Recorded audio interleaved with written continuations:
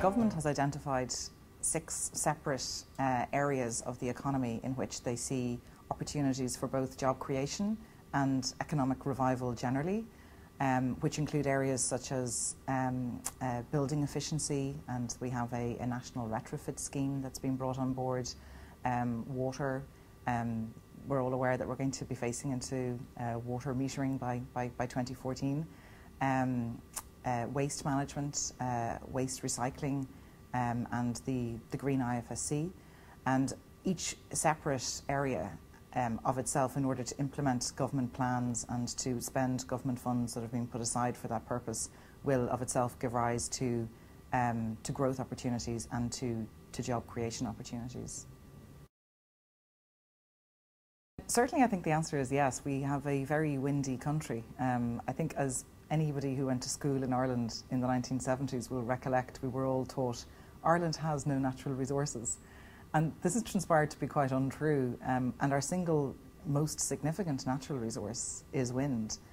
In terms of the possibility of our becoming a net exporter or producer of wind, I think the degree to which that is likely to come to pass will be a function of the degree to which we manage to both physically interconnect Ireland to Europe, and at a commercial level, the degree to which we manage to converge the wholesale markets for electricity, either with the UK or at a European level.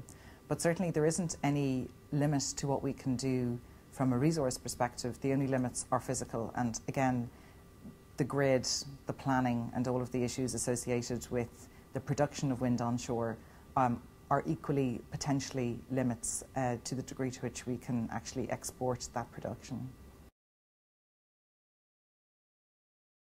I think it's fair to say that has been a significant enough success. The SEM was launched officially on the 1st of November 2007, and it has created a wholesale pool for all electricity produced onshore in Ireland. So it's a mandatory pool.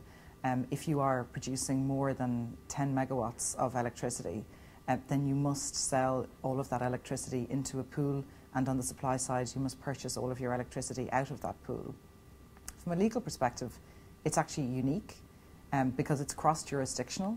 So this is the only example that we have of an industry structure that is developed and operated and implemented legally on an all-island basis, and not on a jurisdictional basis. And the way in which we did this was to create a contractual joint venture between the market operators in Northern Ireland and in Southern Ireland. And so the market operator is the SEMO. It works well. I mean, there have been challenges in the operation of the pool. It gives a degree of transparency, but there have been some concerns around the liquidity of the market, and plainly there is still a market dominance issue associated with the fact that ESB is the single largest generator. There have been certain market mitigation strategies that have been implemented to try and address that, such as the mandatory auctions of power that ESB has been obliged to participate in. But that's an ongoing issue with regard to the market.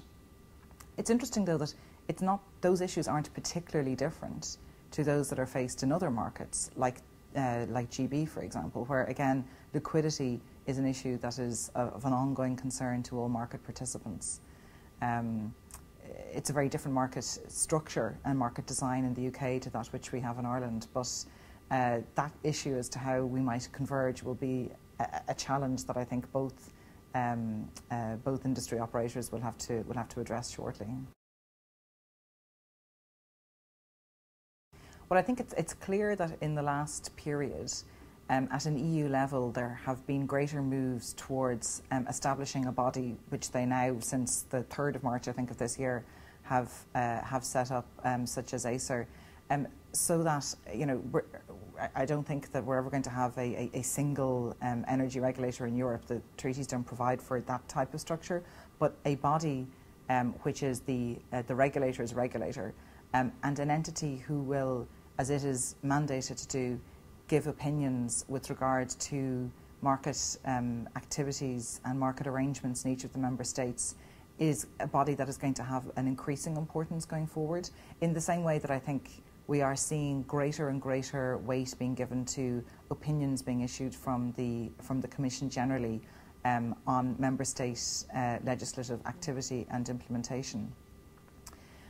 One of the key things that this body is going to look at is network codes and interconnection as between Member States, and how issues such as congestion on interconnectors and market design are going to work to support the ambition of there being a single liquid wholesale market for electricity within Europe. Our interconnector, the Ireland-Wales interconnector, is presently under construction and will be up and running within probably a year or two.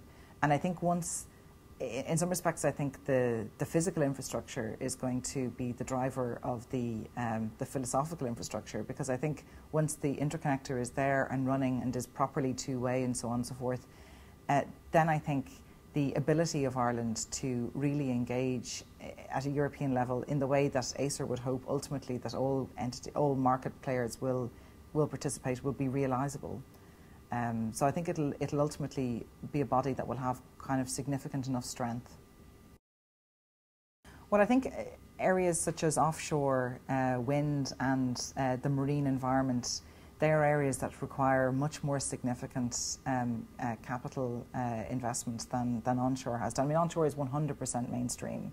There's nothing novel or challenging about the technology. Everything that is to know about it at some level is certain or is known, whereas the offshore space represents the great known unknown. And I think in order to meet the challenge of actually investing offshore, you need to have very deep pockets. And you need to have a very clear idea about what you're going to get out of that. I think there have been various studies that have shown that from an Irish consumer perspective, that's a very long play that might be very difficult to quantify the cost of in a way that would be positive for Irish consumers. I think we'll get there, but I think it's interesting to see that the kind of people who are involved in the offshore space are very deep-pocketed utilities indeed, and they're not Irish. And whilst I've no doubt but that we will end up with an offshore industry, I think we are probably several generations away from seeing that realised.